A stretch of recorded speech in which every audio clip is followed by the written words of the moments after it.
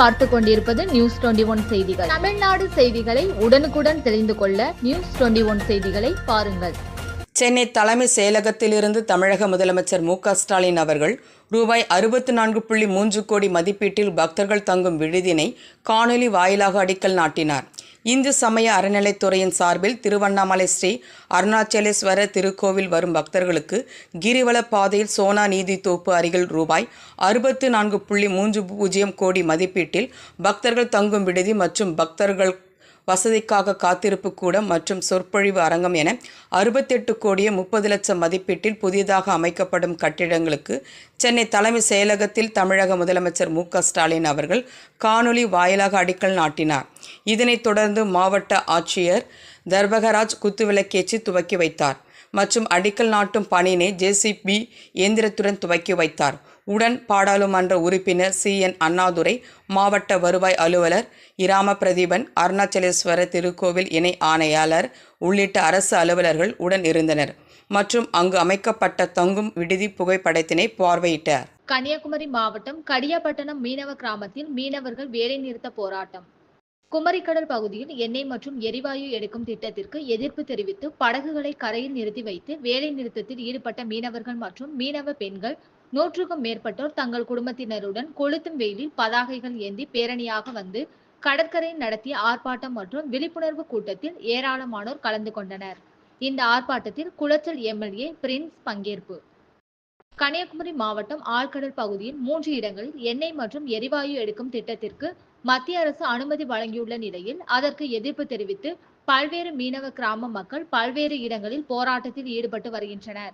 அந்த வகையில் கடியப்பட்டணம் மீனவ கிராமத்தை சேர்ந்த மீனவர்கள் இன்று ஒரு நாள் கடலுக்கு மீன்பிடிக்க செல்லாமல் தங்கள் படகுகளை கரையிலேயே நிறுத்தி வைத்து வேலை நிறுத்த போராட்டத்தில் ஈடுபட்டுள்ள நிலையில் கடியப்பட்டணம் பகுதியில் மீனவ பெண்கள் மற்றும் மீனவர்கள் 100க்கும் மேற்பட்டோர் தங்கள் குடும்பத்தினருடன் கடியப்பட்டினம் மீனவ கிராமம் முழுவதும் வீதி வீதியாக பேரணியாக சென்று பின்னர் கடற்கரையில் திரண்ட மீனவர்கள் எண்ணெய் மற்றும் எரிவாயு திட்டத்திற்கு எதிர்ப்பு தெரிவித்து பதாகைகள் ஏந்தி நடத்திய ஆர்ப்பாட்டம் மற்றும் விழிப்புணர்வு கூட்டத்தில் குளச்சல் தொகுதி MLA பிரின்ஸ் மற்றும் ஏராளமானோர் பங்கேற்றனர். நியூஸ் 21 செய்திகளுக்காக கன்னியாகுமரி மாவட்ட செய்தியாளர் சகாயராஜன். வணக்கம். இந்த போராட்டம் கடியப்பட்டண மக்களுடைய மீன்பிடி தொழில் நம்பி வாழும் மக்களுடைய போராட்டம். இது அறவழி போராட்டம். எதுக்கு எதிரானா மத்திய அரசு கொண்டு வந்திருக்கிற ஹைட்ரோ கார்பன் திட்டத்துக்கு எதிராக இந்த போராட்டம். கடல் பகுதியிலே, அதில் குறிப்பாக தென்குமரி கடலினுடைய தெற்கு பகுதியிலே ஏறக்குறைய 9000 கிலோமீட்டர் தூரத்திற்கு சதுர கிலோமீட்டர் தூரத்துக்கு திட்டம் ஹைட்ரோ கார்பன் திட்டம் வைப்பதாக மத்திய அரசு அறிவித்திருக்கிறது. இதனால் மீன்பிடி மக்களுடைய வாழ்வாதாரம் பாதிக்கப்படும். அதனால் நாட்டுப்புற மக்களும் விஷப்பட மக்களும் இதனால் பாதிக்கப்படுவார்கள். கடலையும் கடல் மீன் வளத்தையும் நம்பியிருக்கிற மக்களுக்கு அது இடைஞ்சலாக இருக்கின்ற அடிப்படையிலே எங்கள் அறவழி போராட்டத்தை வெளிப்படுத்துகிறோம். ஏறக்குறைய 3-4 கிலோமீட்டர் தூரத்திற்கு நாங்கள் அமைதி வழி அறவழி பேரணியோடு இந்த நேரத்தில் வந்து விழிப்புணர்வு பொதுக்கூட்டம் நடத்துகிறோம். இன்றைக்கு இந்த மக்கள் யார் தொழில் செல்லவில்லை, தொழில் முடக்கம் செய்து அவங்க பிரச்சனைக்காக அவங்களே முன்வந்து அரசுடைய கவனம் இருக்கிறார்கள். எனவே எங்களுடைய வேண்டுகோள், இந்த ஹைட்ரோ கார்பன் திட்டத்தை மத்திய அரசு கைவிட வேண்டும் என்பதோடு மாநில அரசும் இணைந்து இந்த மக்களுக்கான வாழ்வாதாரத்தை காப்பாற்ற வேண்டும் அடிப்படையிலே வேண்டுகோளை அறவழி போராட்ட வழியாக தெரிவிக்கிறோம். அதை தெரியும், இத்தனை சுட்ட வெயிலில் ஆயிரக்கணக்கான மக்கள் இருக்கிறாங்க. இந்த ஊரை பொறுத்தவரை ஒரு 12,000 மக்கள் இருக்கிறாங்க. 3000 குடும்பங்கள் இருக்குது. பெரும்பாலான மக்கள் கடல் தொழில் நம்பி வாழ்கிறார்கள். இப்படி மத்திய அரசு கொண்ட திட்டத்தினால் கண்டிப்பாக மக்கள் வாழ்வாதாரம் பாதிக்கப்படும், குடும்பங்கள் கஷ்டமாக வரவித்துள்ளாவார்கள். அடிப்படையிலே இந்த ஹைட்ரோ கார்பன் திட்டத்தை வேண்டாம் என்று எங்கள் அறவழி போராட்டம் வழியாக மத்திய அரசுக்கும் மாநில அரசுக்கும் தெரிவிக்கிறோம். தயவு வந்து இந்த திட்டத்தை கைவிடுமாறு அன்பாய் வேண்டிக் கொள்கிறோம். நன்றி. கடையநல்லூரில் தமிழ்நாடு தௌஹீத் ஜமாத் சார்பில் தேர்தல் ஆணையத்தை கண்டித்து கண்டன ஆர்ப்பாட்டம். இந்திய தேர்தல் ஆணைய முறைகேடுகளையும் தமிழ்நாடு தௌஹீத் ஜமாத் தென்காசி மாவட்டத்தின் சார்பில் கடையநல்லூர் மணிகூண்டு அருகே கண்டன ஆர்ப்பாட்டம் நடைபெற்றது. ஆர்ப்பாட்டத்திற்கு மாவட்ட தலைவர் அப்துல் சலாம் தலைமை தாங்கினார். மாவட்ட நிர்வாகிகள், செயலாளர் ஜலாலுதீன், பொருளாளர் சாதிக், துணைத் தலைவர் அப்துல் பாசித், துணை செயலாளர்கள் ஹஜா மைதீன், அப்துல் பாசித், புளியங்குடி பிலால், பீர் மைதீன், வடகரை சையது அலி, மருத்துவ அணி செயலாளர் அப்துல்லா குட்டி ஆகியோர் முன்னிலை வகித்தனர். மாநில செயலாளர் முகமது உலி கோஷங்களை எழுப்பினார்.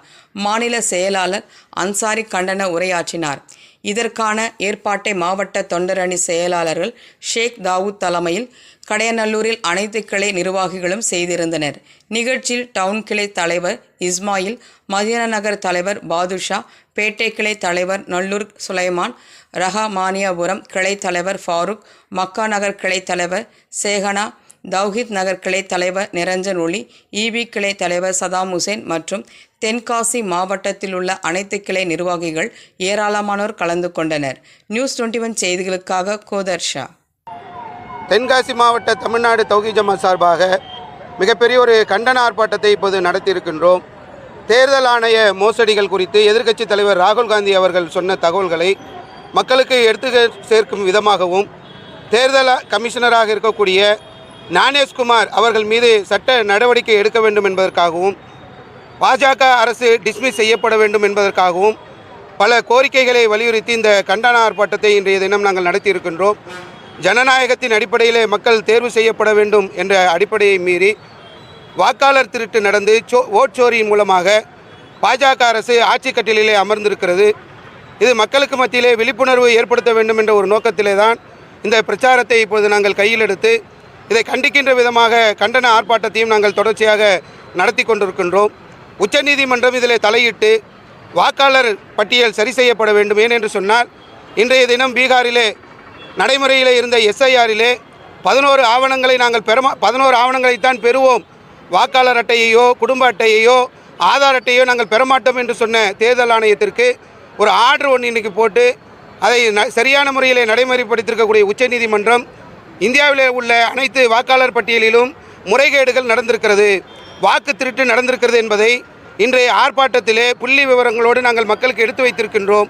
இதையெல்லாம் சரி செய்து உச்சநீதிமன்றம் ஒரு ஜனநாயக அடிப்படையிலே இந்தியாவிலே மக்கள் விரும்பக்கூடிய அடிப்படையிலே தேர்தல் நடத்த வேண்டும் என்பதுதான் எங்களுடைய எதிர்பார்ப்பு. மேல்மலையனூர் அங்காளம்மன் கோவில் ஆவணி மாதம் ஊஞ்சல் உற்சவம் விமர்சையாக நடைபெற்றது. லட்சக்கணக்கான பக்தர்கள் கலந்து கொண்டு சாமி தரிசனம் செய்தனர். விழுப்புரம் மாவட்டம் செஞ்சி அடுத்த மேல்மலையனூர் அருள்மிகு அங்காளம்மன் கோவில் பிரசித்தி பெற்றது. இத்திருக்கோவில் மாதம் அமாவாசை அன்று ஊஞ்சல் உற்சவம் நடைபெறுவது வழக்கம். ஆவணி மாத ஊஞ்சல் உற்சவம் வெகு விமர்சையாக நடைபெற்றது. முன்னதாக மூலவர் அம்மனுக்கு அதிகாலை பால், தேன், தயிர் உள்ளிட்ட பல்வேறு வாசனை திரவியங்கள் கொண்டு சிறப்பு அபிஷேக அலங்காரமும் மகா தீபாராதனையும் காண்பிக்கப்பட்டது. அதனைத் தொடர்ந்து உற்சவர் ஸ்ரீ குமார கணநாத அம்பாள் அலங்காரத்தில் பக்தர்களுக்கு எழுந்தருளி இரவு 10:30 மணிக்கு வடக்கு வாசல் வழியாக கோவில் வலம் வந்து ஊஞ்சல் மேடையில் அங்காளம்மனை அமர வைத்து பூசாரிகள் தாலாட்டு பாடல்கள் பாடினார்கள். அப்போது அங்கு கூடியிருந்த லட்சக்கணக்கான பக்தர்கள் அங்காளம்மா தாயே, அம்மா தாயே, அருள் புரிவாயே என கோஷங்கள் எழுப்பி கையில் தேங்காயில் தீபம் ஏற்றி அம்மனை வழிபட்டனர். விழுப்புரம் மாவட்ட காவல் கண்காணிப்பாளர் சரவணன் அவர்களின் தலைமையில் 500க்கும் மேற்பட்ட போலீசார் பாதுகாப்பு பணியில் ஈடுபட்டுள்ளனர். மேலும் தமிழகத்தில் பல்வேறு பகுதிகளில் இருந்து பேருந்து வசதிகளும் ஏற்பாடு செய்யப்பட்டது. நியூஸ் 21 செய்திகளுக்காக ராஜமணி. அங்காளம்மாளுக்கு வணக்கம். என் பேர் சிறுதேவி, முருங்கப்பேட்டிலேருந்து வரேன். 1.5 வருஷமா வரேன். ரொம்ப கஷ்டத்துல இருந்தேன். இங்க வந்த பின்னாடி அம்மா எல்லாத்தையும் தீர்த்து வச்சா. ஒரு நிரந்தரமான வேலை ஆச்சு. பசங்க நல்லா படிக்கிறாங்க. அவங்க படிச்சு நல்ல ஒரு வேலைக்கு போகணும். இங்க தேடி வரவங்களுக்கு எல்லாருக்கும் நல்லதுமே நடக்கும். பாரம்பரிய வேஷ்டிகளை நவீன வடிவமைப்பில் வழங்கி வரும் மினிஸ்டர் வெயிட் நிறுவனம் தனது 51வது ஷோரூம் திறப்பு விழா நடைபெற்றது. திருவண்ணாமலை சின்னக்கடை தெருவில் மாவட்ட வன அலுவலகம் எதிரில் மினிஸ்டர் வெயிட் வேட்டி துணிக்கடையின் 51வது பிரத்யேக ஷோரூம் திறப்பு விழா வெகு விமர்சையாக நடைபெற்றது. இந்த நிகழ்ச்சியில் திருவண்ணாமலை மாநகராட்சியின் திமுக மாநகர செயலாளர் கார்த்திக் வேல்மாறன் கலந்து கொண்டு கடையை ரிப்பன் வெட்டி மற்றும் குத்துவிளக்கு ஏற்றி திறந்து வைத்து முதல் விற்பனையை துவக்கி வைத்தார். மினிஸ்டர் வெயிட் துணிக்கடைக்கு தமிழகம் முழுவதும் 5000 கடைகள் வாடிக்கையாளர்களாக உள்ளனர் என்றும், திருவண்ணாமலையில் மினிஸ்டர் துணிகளுக்கு நல்ல வரவேற்பு உள்ளதாகவும், இதனால் இங்கு பிரத்யேகமாக புதிய ஷோரூம் திறந்துள்ளதாகவும் அதன் உரிமையாளர் செய்தியாளர்களிடம் தெரிவித்தார்.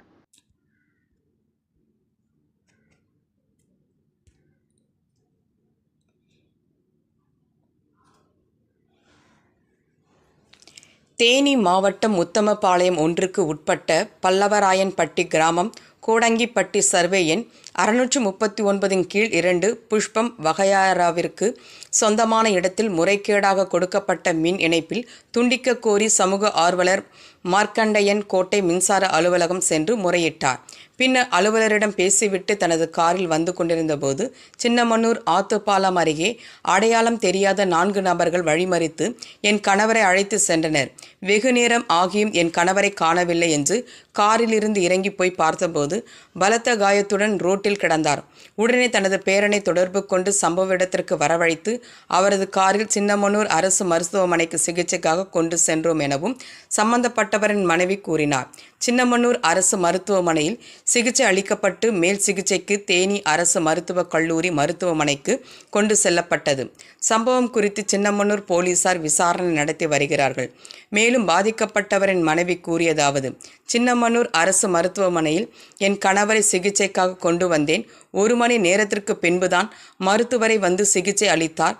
துறை சார்ந்த அதிகாரிகள் இந்த அரசு மருத்துவமனை சம்பந்தமாக நடவடிக்கை எடுப்பார் என நம்புகிறேன் எனவும் கூறினார்.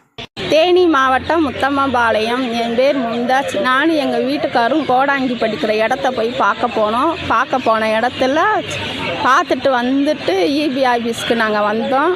இபி ஆஃபீஸ்க்கு வந்துக்கிட்டு இருக்கும்போது நாங்கள் எப்பட்றா நீங்கள் அந்த வீட்டில் நீங்கள் கரண்ட் கொடுக்கலாம்னு சொல்லி நாங்கள் பேசிட்டு வந்துக்கிட்டு இருக்கும்போது மார்க்கெயின் கோட்டை பாலத்துக்குள்ளே வந்துக்கிட்டு இருக்கும்போது நீ எப்பட்றா அந்த இடத்த போய் வைப்ப நாங்கள் அப்படித்தான் அந்த இடத்துல நாங்கள் வீடு போடுவோம், ஒன்றால் முடிஞ்சதாக பாருன்னு சொல்லிட்டு பேசிக்கிட்டு இருக்கும்போதே சண்டை வந்துருச்சு.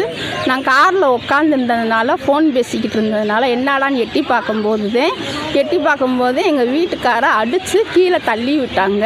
நான் போய் என்னங்கன்னு கேட்கும்போது அவர் மயக்கம் போட்டு கீழே விழுந்துட்டார். உழுகவும் அவங்கள யார் எவர்னு நான் போய் பார்க்க முன்னேவும் அந்த அடித்த நம்பர் ஓடி போயிட்டாங்க. ஓடி போவந்து என் பேரனுக்கு நான் உடனே ஃபோனை போட்டு நான் இந்த மாதிரி மார்க்கன் கோட்டன் பாலத்தில் இருக்கிறேன், உடனே எங்கள் வீட்டுக்கார ஆஸ்பத்திரிக்கு கூப்பிட்டு போங்கப்பான்னு சொல்லி ஃபோன் போட்டு அவர் வந்து தூக்கிட்டு வந்து சின்னமனூர் ஜிஹெச்சுக்கு கூப்பிட்டு வந்து 1 மணி நேரம் ஆச்சு. ட்ரீட்மெண்ட்டை எடுக்கவே இல்லை. இப்போத்தே வந்து ஒவ்வொன்றா ட்ரீட்மெண்ட்டை எடுத்துக்கிட்டு கிடக்குறாங்க. தேனி அரசு சின்னமனூர் ஜிஹெச்சில் வேலை பார்க்குறவங்கள உடனே நடவடிக்கை எடுக்கணும். ஏரியோடு அருகே சொத்து பிரச்சனையால் உறவினரை கொலை செய்த வாலிபருக்கு ஆயுள் தண்டனை, ரூபாய் 10,000 அபராதம். திண்டுக்கல் மாவட்டம் மாரம்பாடி பகுதியில் கடந்த 2019ஆம் ஆண்டு சொத்து பிரச்சனையில் தனது உறவினரான அந்தோணிசாமி என்பவரை கொலை செய்த வழக்கில் செல்வகுமார் வயது 34 என்பவரை ஏரியோடு போலீசார் கைது செய்து சிறையில் அடைத்தனர். இந்நிலையில் இவ்வழக்கு திண்டுக்கல் மாவட்ட முதன்மை அமர்வு நீதிமன்றத்தில் விசாரணையில் இருந்து வந்த நிலையில் ஏரியோடு காவல் நிலைய போலீசார் மற்றும் அரசு வழக்கறிஞர் ஆகியோரின் சீரிய முயற்சியால் இன்று முதன்மை மாவட்ட அமர்வு நீதிமன்ற நீதிபதி அவர்கள் செல்வகுமாருக்கு ஆயுள் தண்டனையும் ரூபாய் 10,000 அபராதம் விதித்து தீர்ப்பு வழங்கினார். நியூஸ் 21 செய்திகளுக்காக BS பக்ருதீன். திருவண்ணாமலையில் வருவாய்த்துறை சங்கங்களின் கூட்டமைப்பு சார்பில் மாவட்ட கோரிக்கை மாநாடு நடைபெற்றது. திருவண்ணாமலை வேங்கிக்காலில் உள்ள தனியார் திருமண மண்டபத்தில் வருவாய்த்துறை சங்கங்களின் கூட்டமைப்பு மாவட்ட தலைவர் ரகுபதி தலைமையில் மாவட்ட கோரிக்கை மாநாடு நடைபெற்றது. இந்த மாநாட்டில் பொதுமக்களுக்கான பணியை மேலும் சிறப்பாக செய்திட வருவாய் மற்றும் பேரிடர் மேலாண்மை துறையில் உள்ள அனைத்து நிலையிலான காலியிடை பணியிடங்களையும் மற்றும் காலமுறை ஊதியத்தில் தமிழக அரசு நிரப்பிவிட வேண்டும் என நடைபெற்ற கோரிக்கை மாநாட்டில் 7 அம்ச கோரிக்கைகளை கொண்ட தீர்மானங்கள் முன்வைக்கப்பட்டன. இந்த மாநாட்டில் மாநில பொதுச் செயலாளர் சுரேஷ், மாநில உயர்மட்ட குழு உறுப்பினர் ராஜா, மாநில செயற்குழு உறுப்பினர் கங்கா பவானி உள்ளிட்ட வருவாய்த்துறை சங்கங்களின் நிர்வாகிகள் மற்றும் வருவாய்த்துறை சார்ந்த அலுவலர்கள் 500 பேர் இந்த மாநாட்டில் கலந்து கொண்டனர். கொடைக்கானல் பள்ளங்கி கோம்பை பகுதியில் நேற்று முன்தினம் உடல்நலக் குறைவால் மயங்கி கீழே விழுந்த பெண் யானைக்கு தீவிர சிகிச்சை அளிக்கப்பட்டு யானை மீண்டும் உலா வந்த நிலையில் குட்டி யானையை பிரிந்த நிலையில் இன்று பெண் யானை தனியார் தோட்டத்தில் விழுந்து உயிரிழப்பு. வனத்துறையினர் உடற்கூறு ஆய்வு செய்யும் பணியில் வனத்துறையினர் ஈடுபட்டு வருகின்றனர். திண்டுக்கல் மாவட்டம் கொடைக்கானல் வில்பட்டி ஊராட்சிக்கு உட்பட்ட பள்ளங்கி கோம்பை பகுதியில் கடந்த 3 தினங்களுக்கு முன்பு உடல் மெலிந்த நிலையில் 50 வயது மதிக்கத்தக்க பெண் யானை 1.5 வயது உடைய குட்டி யானையுடன் உலா வந்தது. இந்நிலையில் நேற்று முன்தினம் பள்ளங்கி கோம்பை கணேசபுரம் பகுதியில் உள்ள தனியார் தோட்டத்தில் பெண் யானை மயங்கி கீழே விழுந்தது. இதனையடுத்து பெண் யானையை யாரும் நெருங்க விடாமல் குட்டி ஆண் யானை பாச போராட்டம் நடத்தியது.